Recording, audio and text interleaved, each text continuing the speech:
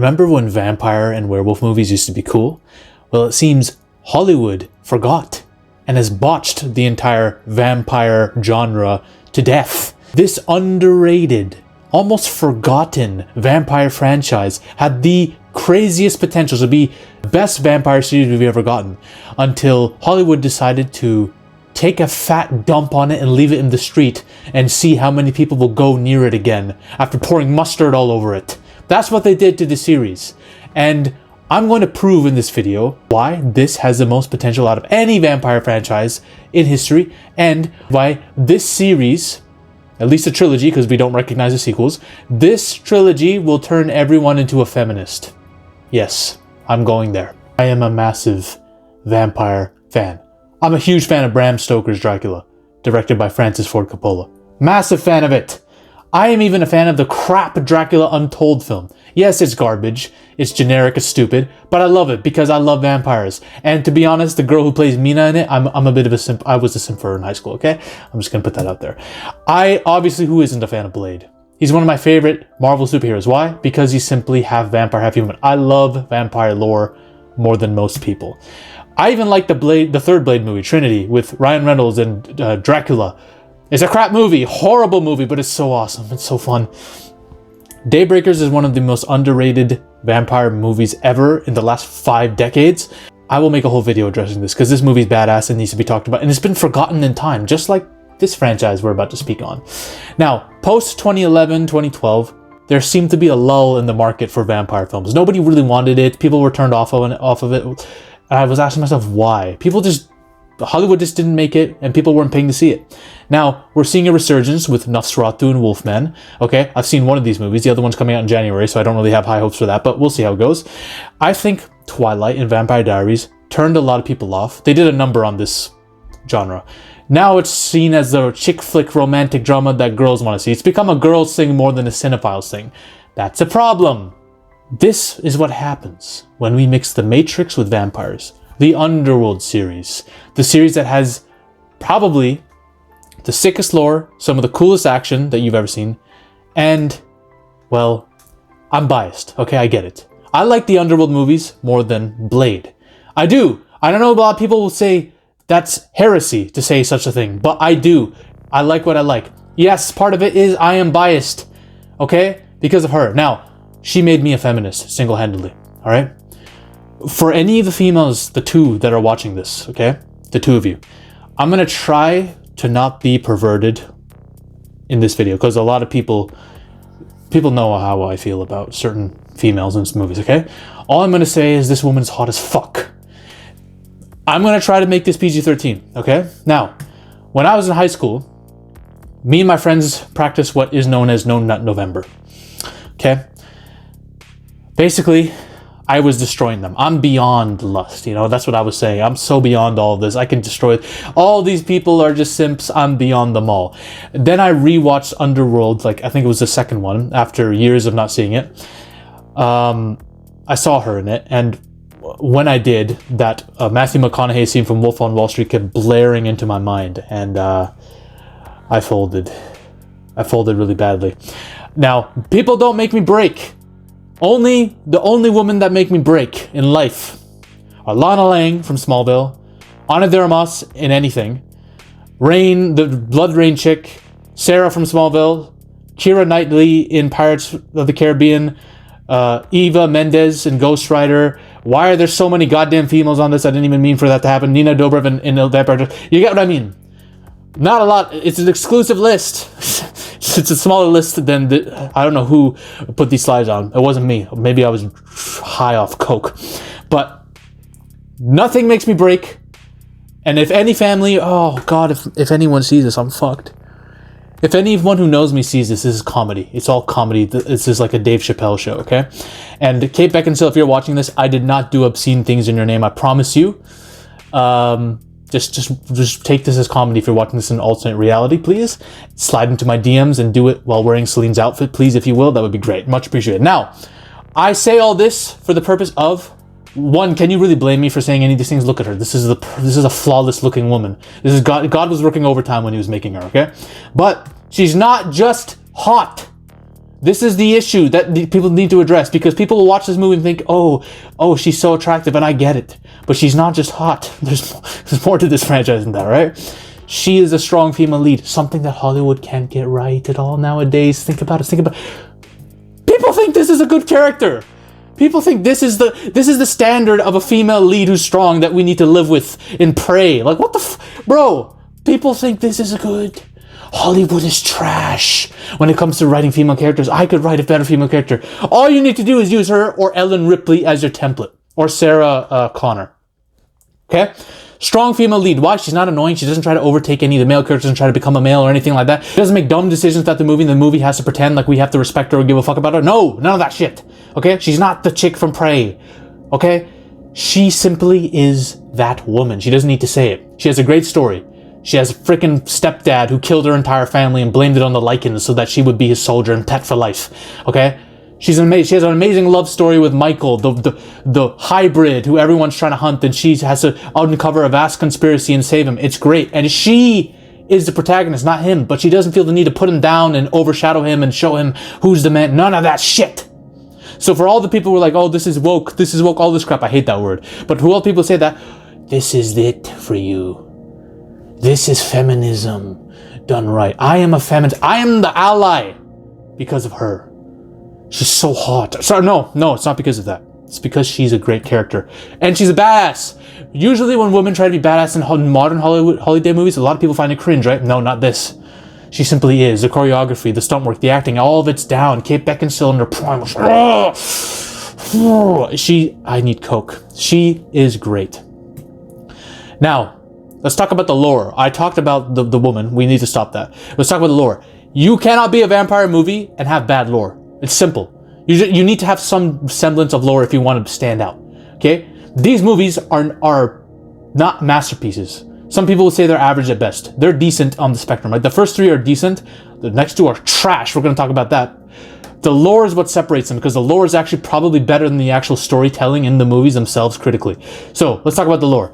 You got Alexander Corvinus, the world's first immortal. Powerful man. He can't die. He has two children. One Marcus, one William. One's bitten by a freaking bat. The other's bitten by a wolf. And because they have the Corvinus strain in them, it mutates within them and creates the world's first vampire and world's first werewolf. Only problem is, the werewolf can't change back to human, unlike Marcus. He is a wolf for life, and he's a wild beast. He bites and infects people, and it's like a zombie plague. They all turn into werewolves that have no consciousness.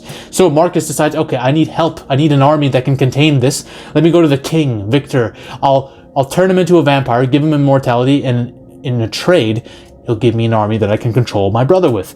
But problem is, Victor is a piece of shite. He's shite. He's a corrupt man. He's one of the most brutal vampires in fiction, and we're going to get to that. He decides to take this army for himself. He declares himself as the world's first vampire, and he basically captures William, the werewolf, and puts him in a freaking tomb for life. And he makes all werewolves his slaves. He's a racist. He's basically a Nazi in this, but essentially he does that. He enslaves everyone, and it's crazy. And basically the cycle is what Marcus and Victor are, and another chick called Amelia, they're elders. They're the oldest vampires, so they have to go to sleep, while the covens all have a different leader reigning. So each elder will reign for like a couple 100-year period, and that's how they survive throughout the years as the times change. It's an interesting, I don't understand why one has to fall asleep, but it's a very interesting thing how one has to reign after the other and one has to be asleep. And then they do this thing where they awake the elder who's been asleep, and then they feed him the memories through blood so that he can get caught up through the times. It's freaking awesome. And then the covens, they're just like this is a freaking allegory for the most elitist shit you've ever seen. All right? Got hybrids. All right? Marcus is a hybrid between a human and a vampire bat. You got Michael, the chick who Celine's banging. I envy him with all my heart. I hate him, but I love him. He's a hybrid between a vampire and a werewolf. So he's actually OP as fuck. He is one of the most powerful beings in this universe, probably like the third most powerful. And the great thing about it is, you don't get to guess who's more powerful. You get to see these people go at it. You get to see these people fight, these creatures. Most movies don't get you the fights you want to. This shit does. Now, my boy Lucian. He's the first Lycan that Victor enslaved. The first Lycan who is able to change into human form and control it, unlike all the other rampant werewolves. He's the GOAT. I talked about Riddick and Spawn as my favorite anti-heroes ever. He's one of them too. The GOAT! A man in the... This is why I love the third Underworld movie, Rise of the Lycans, because we see his story. He loved Victor's daughter. Victor hates Lycans. He thinks they're vermin. He went full Nazi on them. He banged his daughter. Lycan banged his daughter because they were in love. And Victor likes Lycan. He thinks of Lycan as a son. A pet, but a son. But when they find out that his daughter and his son, his Lycan son, are banging, and she's pregnant, oh my god, he burns her alive right in front of him. Lycan loses his mind, Victor loses their mind, and the war between Lycans and vampires starts. It's a freaking awesome lore, guys. And Lycan is seen as a villain in the first movie by everyone, right? Until the conspiracy is uncovered and you find that Victor is responsible for all this shit by Selene. So there's depth to this. There's a whole history that Lycan has. He was framed for being the villain of the whole thing by this piece of shit. And he's, spoiler alert, he dies in the first movie. It's one of the saddest deaths for me. I don't like watching it. I hate it. Great scene. And it had to happen, I guess, for that story. Although I think this franchise has a habit of killing off badass characters for fucking no reason, never bringing them back. But Lycan's death makes me sad to this day. That's how much I love this character. That's how, even when you don't know his backstory, you can see how badass he is. The actor, I forgot his name, but he pulled it off so well. Michael Sheen. This franchise is brutal. Yes, 30 Days of Night, Blade. You have a bunch of vampire movies that are brutal. Brutal vampires. But this is it. Because it all starts with Victor. He doesn't fuck around. He enslaves werewolves like they're nothing. He has his own daughter killed. He has his own daughter killed simply because she slept with her dog in his eyes. A lot of fathers would probably do that today, but still, she slept with a dog. And she was pregnant with a half dog. And then he kills Selene, Kate Beckinsale, the fine-ass one. He kills her whole family. Although Sonya's pretty hot too. He kills Selene's whole family and frames it on dogs, on the Lycans. And this makes Selene go crazy on the werewolves. So she is a soldier, racking up bodies. God damn, she looks good in that shot. Oh, fuck, sorry. So all the werewolves get exterminated for years upon years upon years. God, I need coke. They all get exterminated. It's horrible. They all get brutalized. Now, Victor gets caught up a bit too. In Rise of the Lycans, Lycan fucking puts a clinic on him. In the first Underworld, Selene kills him by cutting his head into 2 pieces. Alright? Let's talk about Marcus. Probably the most ruthless vampire. Not as bad as Victor, but he's brutal in the way. When he turns into a bat, just run away. Just run away. His bat form is terrifying. He cuts you up into pieces. He cuts people's arms off and then cuts their fucking heads off. He stabs them with his wings. And he bites you and blood is pouring out of you while he's soaking in your memories. This is gory as fuck. Underworld Evolution is one of the most gory movies ever, by the way. Look at this! Oh, who does this? Only the most brutal vampires do. He kills his own father, for God's sakes, to unleash his brother, who's about to cause a zombie epidemic with werewolves. Now, this is kind of dumb to me, because Alexander is like, Corvinus is the world's first immortal. I know he's not trying to fight his son. I get it, he doesn't want to kill his own son. But the fact that he dies so easily, a vampire should heal. Why can't the first immortal heal? From just a stab wound, you know? And he gives his own blood to Selene, and that makes her OP as fuck, because he's the first immortal. But if he's strong enough to do that, if his blood is that powerful, why can't he survive just a fucking fatal wound to his chest, man? Like, come on, man. It's so... I hate these plot holes. But anyways, you got Michael. Michael doesn't fuck around either. In his hybrid form, first of all, he can come back from death. He dies, Marcus kills him, and he comes back. I don't know how, it's just a hybrid thing, I guess. It's kind of a plot convenience, it's dumb as fuck, but it's awesome. He comes back, he takes William, the strongest werewolf, and rips his head off from the jaw, from top up. Marcus, he puts a clinic on Marcus. So granted, Marcus beats his ass a couple times too, but he's throwing combos at Marcus. Marcus is bleeding profusely. Selene stabs Marcus through the skull and throws him into a helicopter fan, and he cuts to bits. This is brutal, guys. This is some of the most brutal. This isn't just, oh, strong female lead, blah, blah, blah. We're gonna get some corny. No, it's not Wonder Woman. This is like badass violent shit. Men and women alike could love this. Women, they get to see one of their own take the lead. Men, they get to jerk off. I'm joking. They get to watch badassery. I love the first 3 films. They're not flawless. Okay? I think the first one's probably the strongest one. The second one is just like a standard action, get from point A to point B. Third one is a lot of fun because it's a prequel. But they're competently made films, unlike the trash that came after that Hollywood promotes. This movie, Underworld Awakening, Underworld 4, is an excuse to hold on to the IP. This could have been the true sequel to Underworld Evolution, because 3 is a prequel, right? This could have continued the story and the lore, but they fucking threw it out the window like it was nothing. Michael got removed from the story completely. Scott Speedman, the actor who plays Michael, wanted to return, but then the writer said, no, I want to focus more on Celine and her daughter, and Michael might overshadow that and all this. What the fuck? What's wrong with you? And so Scott Speedman didn't want to come back because he's like, my story, there's nothing for me to even do in this. Instead, we're going to focus on the hybrid daughter of theirs, and it's going to be the wolf and cub storyline. Hollywood does this when they've run out of ideas. It worked for Logan because in this story, in that alternate timeline, right, Logan had nothing left. So it made sense for that character. In this movie, you have Celine and Michael's characters that still have stuff to do. There's still more stories to be told with them too. But instead, no. We're going to skip 10 years and we're going to give her a daughter, and that she's going to be the veteran now, and she needs a child to continue the story. Hollywood does this as a lazy... I'm done with it. The Wolf and Cub storyline has become a lazy plot element to do when you know a franchise. You have no idea for the franchise. You have no ideas what to do next. So you're like, okay, we're going to cash out. We're just going to make our main character. He's going to have nothing left. We're going to make her like him or her a veteran who doesn't care anymore, and they're going to have a child that they have to take for. And that's going to be their story. It's bullshit. You don't need to do... This should be like a 6th or 5th movie type shit. Not the... This is the true 3rd movie of the franchise, and you're doing it now? And I don't even care about the daughter. And they replaced Michael with Theo James. Just a stand-in for Michael. That's what his character is. I like the actor, but his character is shit.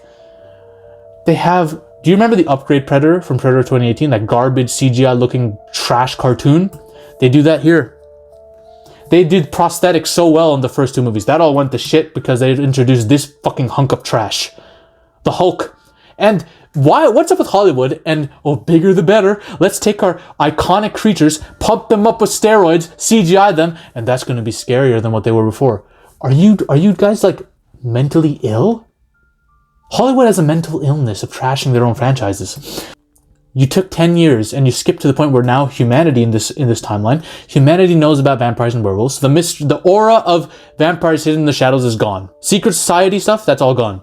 Now it's, okay, humans are doing a purge and vampires need to escape and werewolves need to escape, and humans are the true villains now. And they're mutating and injecting vampires and using as their own soldiers. This is the most cliche shit that always happens. Every time. You had so much cool vampire lore. No. Now it's vampires. They're doing Norman Osborn level, Oscorp level experiments on vampires. Fuck that.